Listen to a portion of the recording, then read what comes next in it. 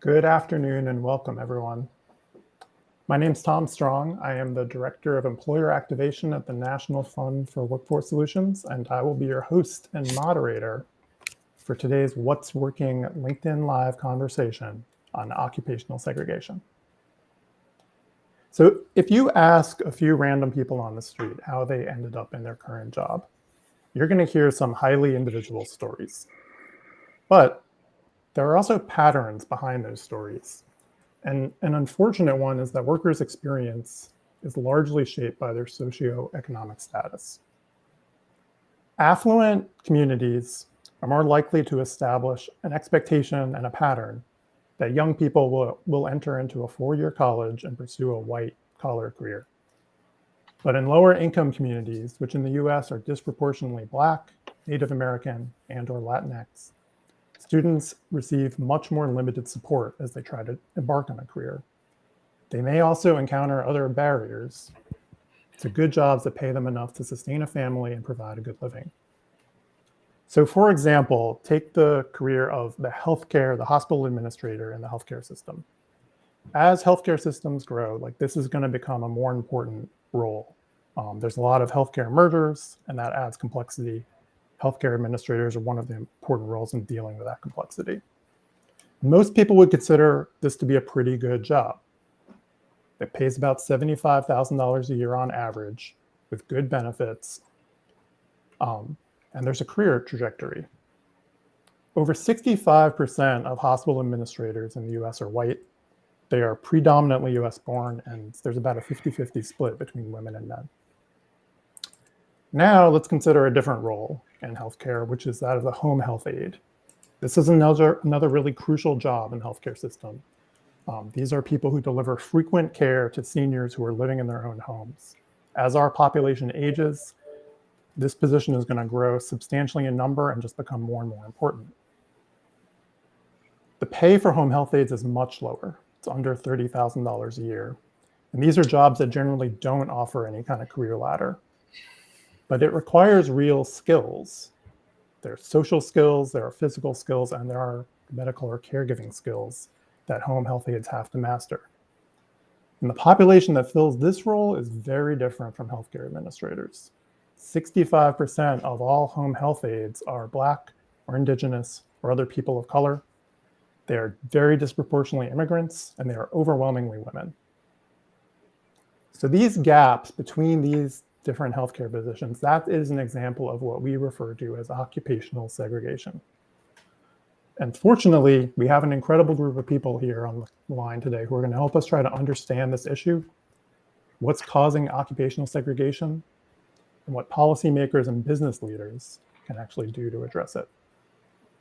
I'm excited to be joined by Elissa Salas, who is the Vice President of Partnerships and Operations at SkillUp Coalition, by Francisca Williams-Oni, who is the Senior Director of Advisory Services at Grads of Life, and Melissa Johnson, who is the Managing Director of State Strategies at the National Skills Coalition. I want to start with a very quick housekeeping item, which is that we're not going to have time for a live Q&A on this call, but we have added a link in the chat where you can add your own questions as well as insights and solutions. So Elissa, I'd like to start off with you. At our recent meeting of the National Funds Network, there was a lot of energy around addressing this issue of occupational segregation. What do you see as the key drivers to focus on when it comes to this? And why do we see such stark divisions in who has which jobs today?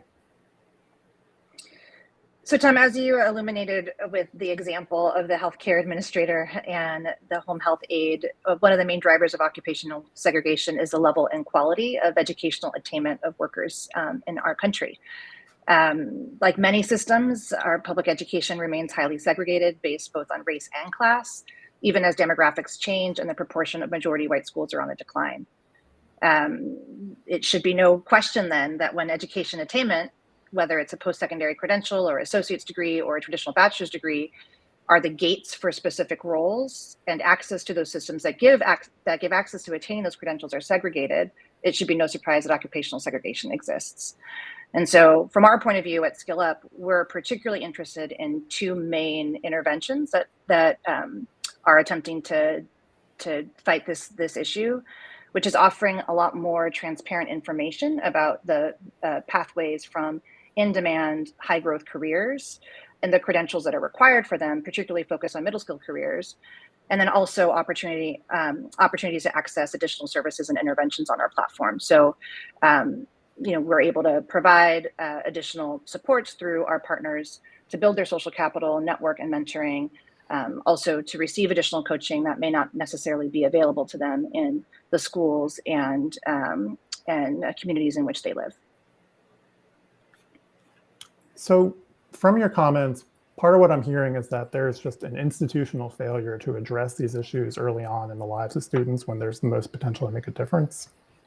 But there's also some level of educational gatekeeping by both schools and employers that maintains the system of occupational segregation in place. Are there other factors as well, like things like social capital or networking? Yeah, I mean, I think part of the reason why we have a really segregated public education system is because we also have very segregated neighborhoods, right? So 70% of all public school students attend, or students in this country attend a public school. And we know with redlining that there's other intersections of race and class division that are inherent in our society. And so this is in part why on our platform, we're really trying to aggregate the additional resources and find partners that are able to offer, again, social capital building through networking. So we are great partners with Social Capital Builders, which is a national nonprofit project outside of New York, or Inside Track, who offers coaching and support services for free on our platform. And so, part of the challenge in combating, right, that systemic, those systemic forces is by providing interventions that are not necessarily available in those communities or haven't been widely accessible in the same way that they have been for more affluent communities. Thank you, Elissa. So my next question is for Francisca. We're in an era where, at least on the service level, like there's a lot of kind of the presentation of growing prioritization of DEI initiatives. Companies highlight their diversity, they use it as a marketing tool to bring in new workers, and yet there's still occupational segregation, and just as much as there ever was before. Can you help square that circle for us? Like, how does this persist even with this growing emphasis on DEI in the workplace? Thank you so much, Tom. So I think that's a really great point. And I actually want to emphasize the fact that despite what appeared to be a wave of corporate statements on racial equity in the 6 months following the murder of George Floyd, really only 18% of the top 1,000 US companies made commitments to improve DEI internally.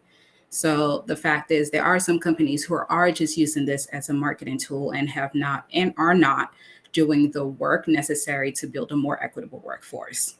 The fact is now that the economy is turning for some of these companies, a lot of them are shifting away or pulling resources from their DEI work. And so I say, understanding this, you have to understand the first Black people in this country born with all the rights under the law are just about to turn 60. Up until the 1960s, employers could legally pay women less than men, and women could legally be terminated for getting married or getting pregnant. A lot of these companies are far older than that. That means these companies have been embedded with cultures and mindsets from when segregation was the law of the land, or the old boys club, or the belief women can't lead, and so on and so forth. So I always say, in order to affect real change, you must first understand the change you're trying to make.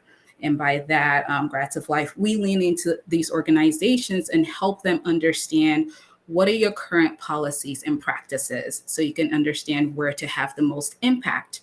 We do this through a diagnostic tool called an opportunity identifier.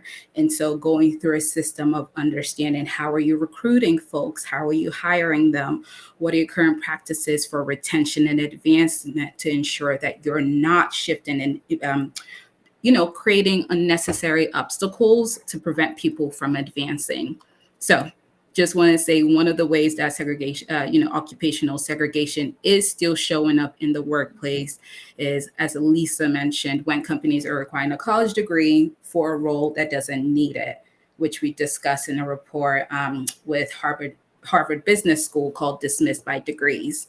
And so when most of the US population doesn't require a college degree, and almost 50% of all roles don't require a college degree, you're systematically excluding millions of skilled workers from all backgrounds and races in this country.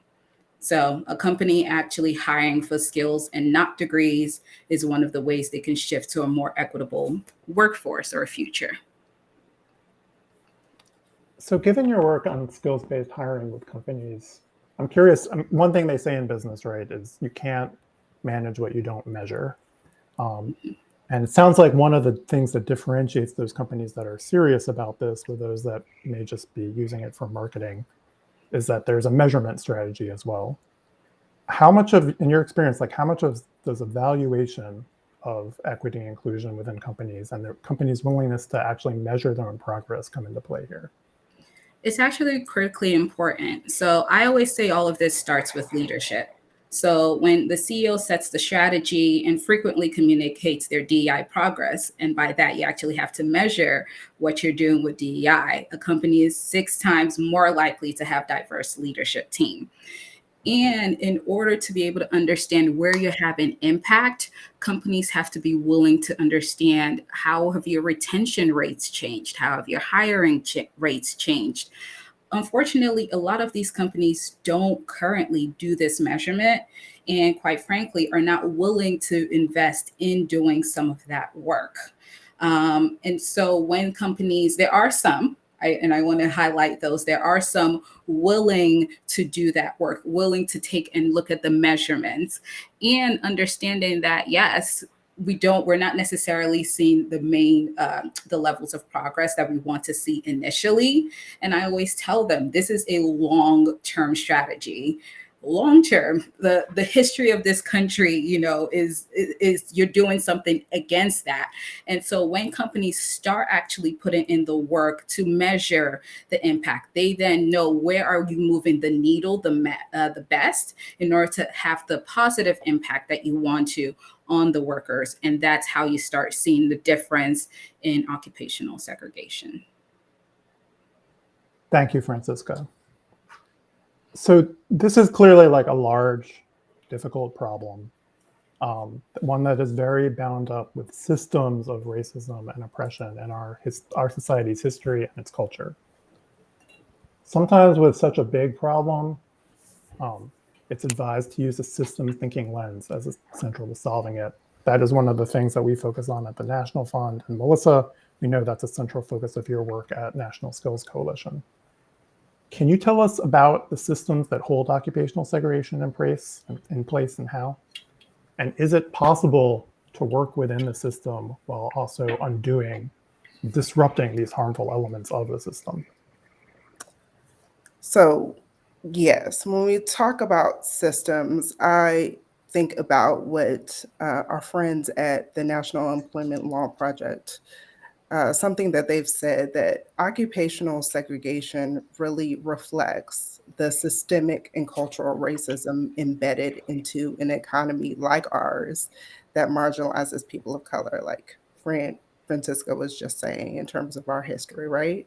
And since racism is embedded into our economy, it has definitely seeped into the systems that we sustain a lot of times without even us, meaning individual actors, without even us realizing how pervasive racism, gender racism, and sexism is, right? And that means that all of these elements are flowing to our workforce in our education systems, our workforce boards, your local one-stop offices, your community college systems and campuses, not to mention, right, companies and employers. And an example of how this shows up is women being counseled out of construction jobs because of job requirements around heavy lifting. Yet anyone who's been a patient of a nurse or watched a nurse at a hospital move supplies and even move bodies around knows that women can do their fair share of heavy lifting, right? And if we look at the data even more broadly, we know that women of color, specifically Black women too, have been the most excluded and exploited from our systems So to reverse that, we need policies and strategies that support, serve, and center women of color with children so that they can support themselves and their families. And as Angela Glover and Janelle Jones have taught us, like, it stands to reason that if we make the economy better for this group of women, that all of us are going to be better off. And to answer the latter part of the question, Tom, yes, you can disrupt a system while working within a broader system, but the answer to doing that is through policy and systems change through a lens that centers both race and gender. For example, we know that childcare and financial concerns are the #1 reasons that women drop out of training programs. So to disrupt that, we need folks to educate their state leaders on what systems changes could look like doubling funding for pre-apprenticeship programs that target women of color. We need people to educate them on what that would look like, what that would mean for local and state economies. That's working within our broader system of democracy, of engaging our state leaders, but it's the level of ask that can really be disruptive, right? If we had enough slots in job training programs and enough support so that all women who were leading families with children with low incomes had a guaranteed slot in a job training program or an education program, along with childcare, along with transportation, along with a navigator for other supports, like, that's really disruptive, but that's working within our broader system of engaging our leaders.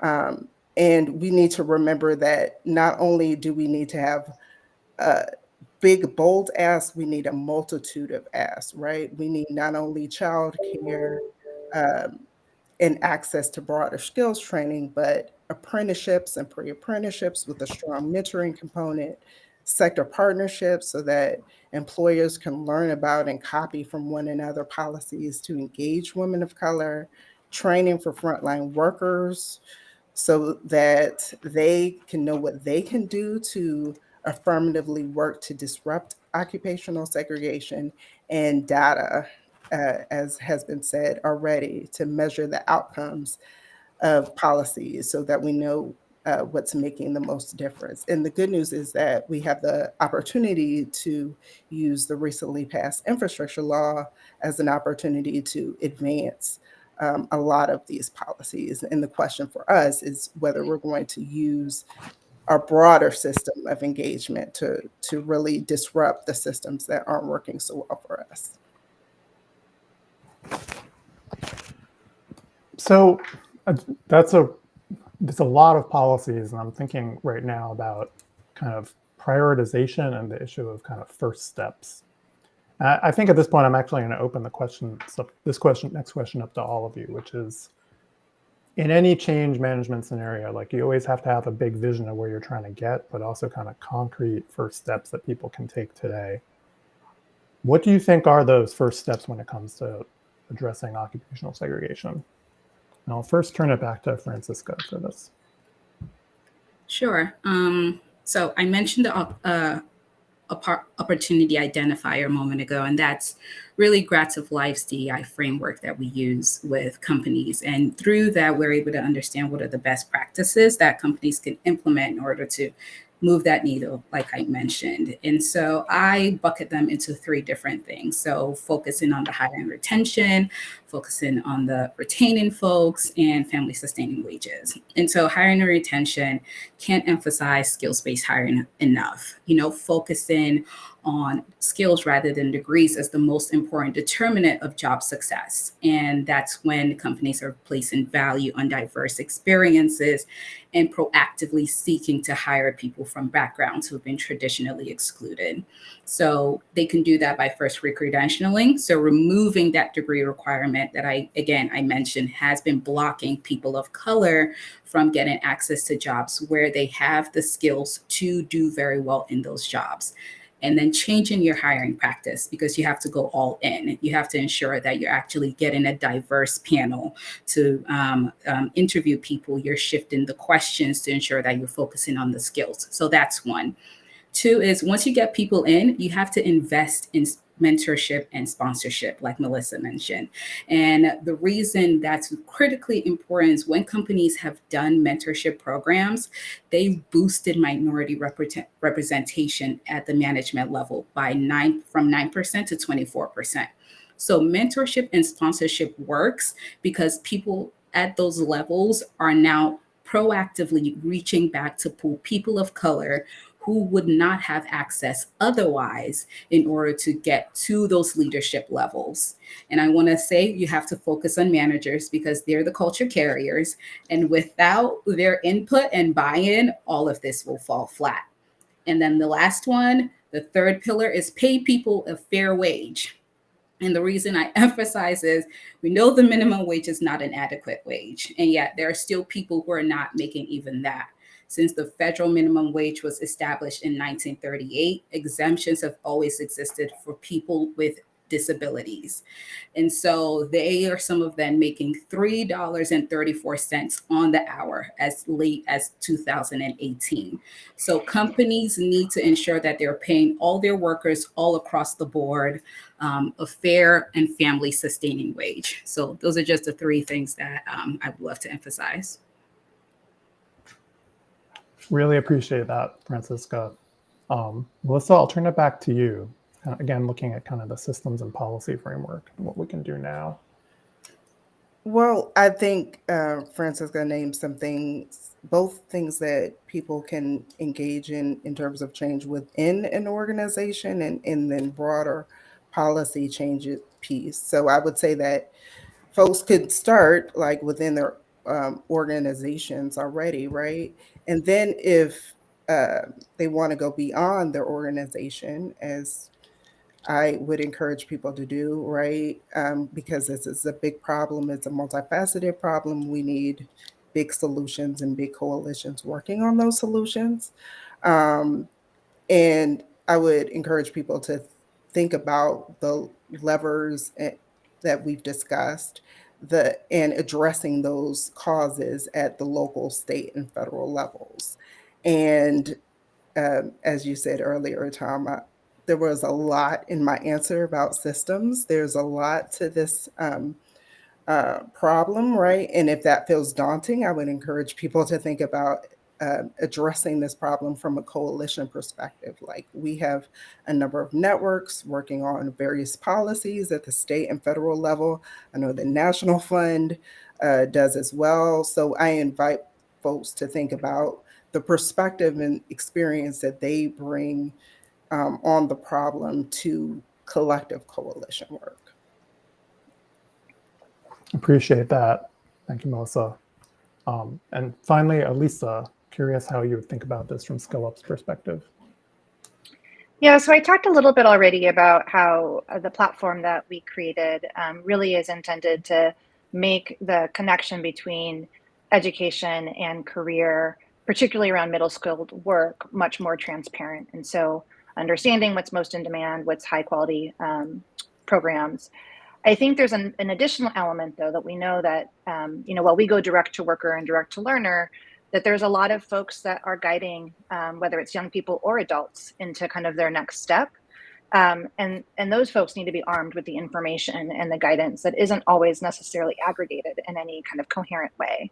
And so I think additional training for career navigators or guidance counselors, whether that's, again, adults that are working with young people or it's those that are working with adults, I think is particularly important. I know there's lots of organizations that are working on this already, including NCAN and some other organizations that are beginning to think about unpacking, a myriad of options for students rather than just the 4-year pathway. And then the other piece, which is perhaps more global and I think gets a little bit to both what Francisca and Melissa said, is around valuing all work, right? I mean, it begs the question, like, why is the home health care worker paid less than $30,000 a year when that job is incredibly in demand and is necessary for the future of our country, and particularly childcare, right? And so I'm wondering, SkillUp doesn't necessarily play a lot in the advocacy space, and we rely much more on the National Skills Coalition and other partners to kind of play in that space. But it does seem to me that there's an opportunity to kind of marry work that has been seen as particularly low wage and unskilled, but is also super in demand to support generations to come. And I think that's very much in the service sector, particularly around, healthcare and early childhood education. These are places where if we paid those workers more, they would be able to support their families and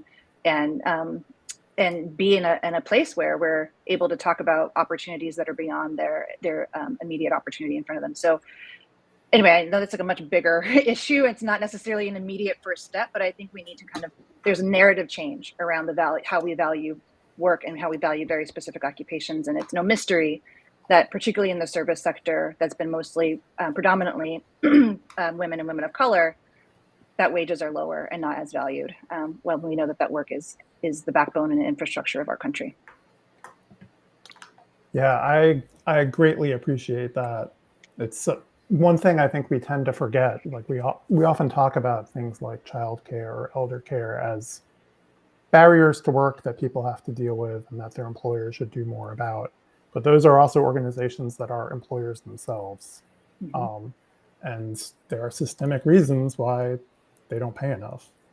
And that's another kind of fruitful area for systemic change that I think we need to be talking more about.